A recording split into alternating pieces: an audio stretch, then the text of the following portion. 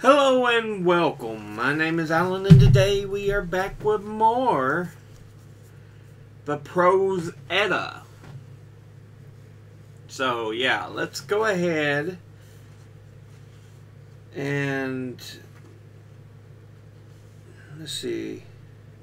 Aegir's Feast, I think, is where I left off. Let's go ahead and jump right into this.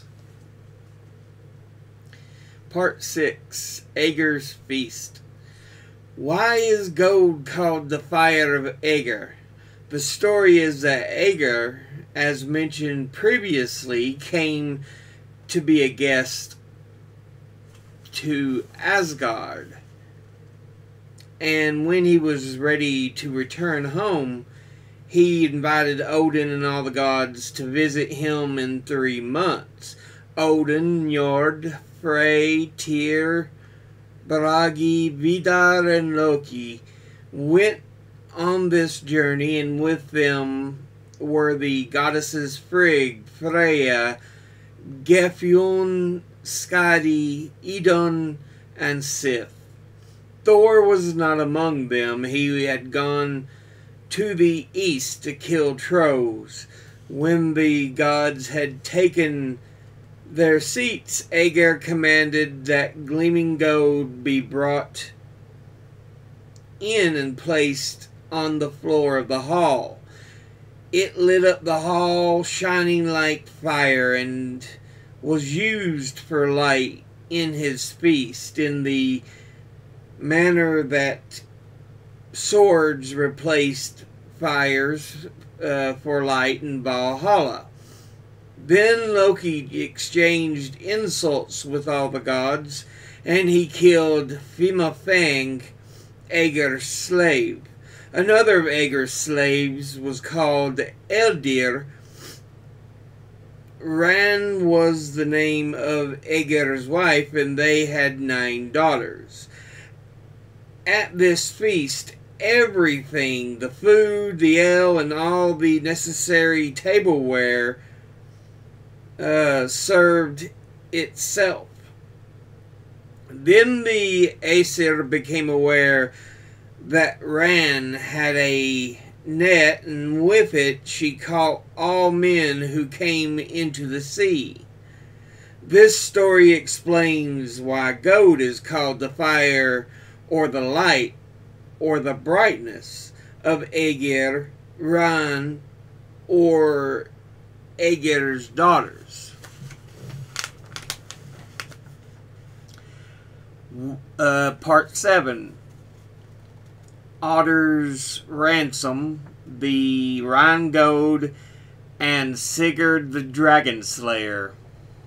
Why is gold called Otter's Ransom? It is said that once when the Aesir, Odin, Loki, and Hoenir were traveling to find out about the wide world, they came to a river and walked along its bank until they arrived at a waterfall. Beside it was an otter who had caught a salmon in the falls and was dozing as he ate it. Loki picked up a stone and, throwing it at the otter, struck his head. Loki was pleased with his catch, having the one blow caught both an otter and a salmon. The gods, taking both the salmon and the otter with them, continued on until they came to the house and went in. The farmer living there was named Hreidmar. He was a powerful man and very skilled in magic. The Aesir asked to stay there for the night. They said they had with them enough food, and showed the master of the house their catch. But when Hreidmar saw the otter, he called his sons Fafnir and Regin to tell them that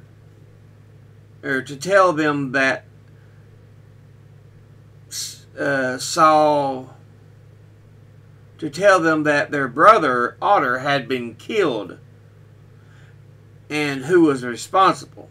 The father and sons now attacked the Aesir, seizing and binding them. They told the Aesir about Otter, saying that he was one of Hreidmir's sons.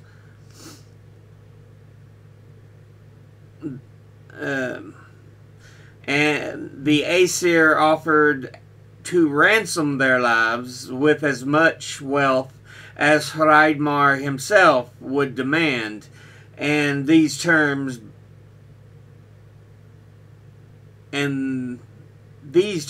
bound by oaths became the basis of their agreement. Then the otter was flayed. Hreidmir took the otter's skin, shaped it like a bag, and commanded them to fill the skin with red gold, and also to cover the outside completely. This would be the terms for the reconciliation between them. Odin then sent Loki into Svartalheim, and there he found the dwarf called Andvari. He was a fish in the water, and Loki caught him, demanding as ransom all the gold that the dwarf had in his house of stone. Then they entered into the rock, and the dwarf brought forward all the gold. It was a huge treasure, but the dwarf hid it in his hand, a little gold ring. Loki saw him do this and told him to hand over the ring. The dwarf begged Loki not to take the ring. He confided that if the ring remained in his possession, he would be able to make more wealth for himself. Loki said that not one coin was to remain with Andvari, and taking the ring from the dwarf, he left. The dwarf called after him, saying that the ring would be the death of whoever possessed it. Loki replied that was fine with him. He said that this foretelling would hold, because he would bring these words of warning to the ears of those who would get the ring. Loki then returned to Hreidmar's and showed Odin the gold. When Odin saw the ring, he found it beautiful and removed it from the treasure, paying Hreidmar the rest of the gold. Then Hreidmar stuffed the otter skin with as much of the treasure as he could and set it upright when it was full. Odin then came forward and started to cover the skin with gold, but he was as he was required to do. He then told Hreidmar to come and see whether the skin was completely covered. Hreidmar looked carefully. Then he saw that one whisker stuck out. He asked that it be covered. Otherwise, their agreement would be broken. Odin then brought out the ring, and with it he covered the whisker, saying that they were now free from the otter's ransom. When Odin had taken his spear and Loki his shoes, so that they no longer had anything to fear, Loki recounted Andvari's words, saying that the ring and the gold would be the death of anyone who owned it. And so it happened ever afterwards. Now it has been told why gold is called Otter's ransom, the forced payment of the Aesir, or the metal of strife. The curse of the gold begins to work. What more is there to tell about the gold? Hreidmar took the gold as compensation for his son, but Fafnir and Regin asked for part of it as payment for their brother. Hreidmar, however, would not grant them a single gold coin, and the tragic response of these brothers was that they killed their father for the gold. Then Regin asked Fafnir to divide the gold equally between them. Fafnir replied that there was little hope of his sharing the gold with his brother after he had killed his own father for it. He told Regin to leave, otherwise he would follow the same path of Hreidmar. Fafnir had by then taken Hreidmar's helmet and placed it on his head. It was called the Aegis Helm, the Helm of the Dread, and it brought fear to all living things when they saw it.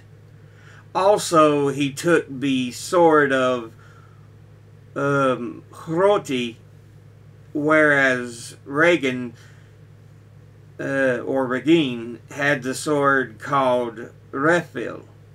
Regin now fled, and Fafnir went up onto Gnida Heath, where he made for himself a lair, and changing himself into the likeness of a serpent, he lay down on the gold. Sigurd the Volsung. Regin then went to King Hjalprik in Fjord and became his smith. He took Sigurd, the son of Sigmund, who was the son of Volsung, as his foster son. Sigurd's mother was Hjordis, the daughter of Eilimi. Sigurd was the finest of all warrior kings because of his family, his strength, and his courage. Regin told him that where Fafnir lay on the gold and urged him to seek the treasure. Regin then forged a sword called Gram. It was so sharp that when Sigurd lowered it into running water, it sliced through a tuft of wool carried by the current against the sword's edge. Next, Sigurd used the sword to cut Regin's anvil in two, starting from the top down to the log on which it rested. Sigurd and Regin then next traveled together to Gnida Heath. Sigurd dug a pit in the path used by Fafnir and lowered himself into it. As Fafnir crawled to the water, he passed over the pit, and at that instant Sigurd thrust his sword through him. That was his death. Regin then came forward and said that Sigurd had killed his brother. As settlement between him and Sigurd, he asked Sigurd to take Fafnir's heart and roast it in the fire. Regin then lay down, drank Fafnir's blood, and went to sleep. Sigurd roasted the heart, and when he thought it was cooked, he touched it with his finger to find out if it was still raw. The boiling juice from the heart ran onto his finger, scalding it, and he stuck his finger into his mouth. When the heart's blood ran onto his tongue, he suddenly understood the speech of birds. He heard nuthatches speaking as they sat in the tree. One of them said, "There sits Sigurd, spattered with blood, as Fafnir's heart he roasts on the fire." Wise would seem the breaker of rings, if he would eat the gleaming heart. Another said, there lies Regin making his plans, intending to betray the boy who trusts him. Moved by anger, he gathers evil thoughts. The forger of trouble wants vengeance for his brother. Then Sigurd went up to Regin and killed him. Afterwards he mounted his horse, Grani, and rode until he came to Fafnir's lair. There Sigurd gathered up the goat and put it into sacks. These he placed on Grani's back, and then climbed up himself and rode on his way. Now the story has been told while Goad is called the lair of the home of Fafnir, the meadow of Gnita Heath, or Grani's burden. The Valkyrie Brynhild and the Jokungs. Sigurd rode until he came to a house up on the mountain. Inside, a woman was sleeping. She wore a helmet and a mail coat. He drew his sword and cut the mail coat from her. She was awakened and said that her name was Hild, but that she was called Brynhild and was a Valkyrie. Sigurd rode away until he came to a king named Yuki and his wife named Grimhild. Their children were Gunnar, Hogni, Gundrun, and Gudni. Gofrum was Yuki's stepson. After staying there for a long time, Sigurd married Yuki's daughter, Gudrun. With Gunnar and Hogni, Sigurd swore oaths of brotherhood. Next, Sigurd and the sons of Yuki traveled together to ask Atli, or Attila the Hun, the son of Budli, to give his sister Brynhild as a wife to Gunnar. She was living on the mountain called Hindafell, and around her hall burned a wavering flame. She had taken an oath to marry only the man who dared ride through the wavering flame. Sigurd and the Gudkungs, also called the Niflungs, rode up the mountain with Gunnar, intending to ride through the wavering flame. Gunnar's horse, named Goti, would not jump into the fire. Then Sigurd and Gunnar exchanged their shapes and their names because Grani refused to be ridden by any man other than Sigurd. Springing onto Grani's back, Sigurd rode through the wavering flame.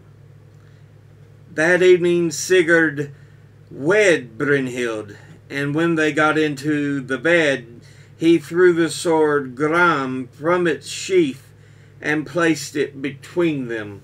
In the morning, after he got up and had dressed, he gave to Brynhild as the linen fee the gold ring that Loki had taken from Andvari.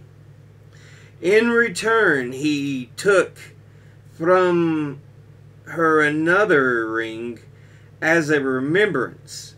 Sigurd then jumped onto his horse and rode to his companions. He and Gunnar then returned to their own shapes. Together with Brynhild, they returned to Gjuki. Sigurd had 2 children with Gudrun, Sigmund and Svanhild. Brynhild and Gudrun quarrel. It happened once that Brynhild and Gudrun went down to the water to wash their hair. When they reached the river, Brynhild waded out from the shore. She said that she did not want water on her head, which had already rinsed through Gudrun's hair, because hers was the more courageous husband. Then Gudrun followed her out into the river, saying that it was her privilege to wash her hair higher up in the river because she was married to a man braver than Gunnar or anyone else in the world. And it was he who had killed Fafnir and Regin and taken both their inheritances. Brynhild replied, "Greater was the feat when Gunnar rode through the wavering flame while Sigurd would not dare." Then Gudrun laughed and said, "Do you think it was Gunnar who rode into the wavering flame? This I know, and the one who came to your bed was the one who gave me this gold ring. Further, the gold ring you have on your hand, which you received as the morning gift, is called Andvara's knot, or Andvari's gift. And I do not believe that Gunnar was the one who won it at Gnida Heath." Brynhild then grew silent and returned home. From then on she urged Gunnar and Hogni to kill Sigurd. But because they had sworn oaths to Sigurd, they urged their brother Guthorm to kill Sigurd, which he did by thrusting a sword through Sigurd while he slept. When Sigurd felt the wound, he threw his sword Gram at Guthorm, slicing the man in half at the middle. Sigurd died there together with his 3-year-old son Sigmund, whom they also killed.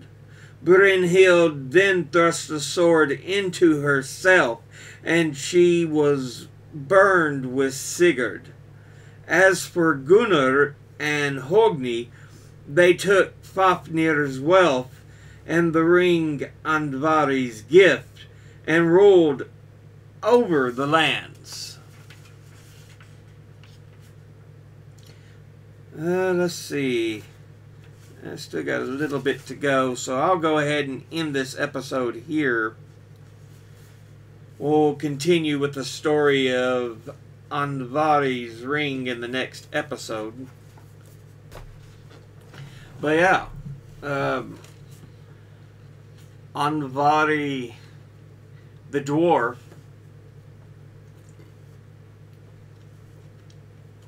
had created this ring. Loki took it for him as part of the payment. And so far it's killed one whole family. It's killed somebody who learned from the last living member of that family. It killed Brynhild. So it's already resulted in a lot of deaths, and we're not done yet. Others are going to take the ring. Yeah, this has got more bad fortune caused by a ring than the Lord of the Rings. So, but yeah, I'm going to go ahead and end this. As always, whoop, educate thyself, think, read, study, learn. Someone tries to tell you something you have trouble believing, ask them to cite their sources. I appreciate y'all watching. See you all in the next one. Until then, later.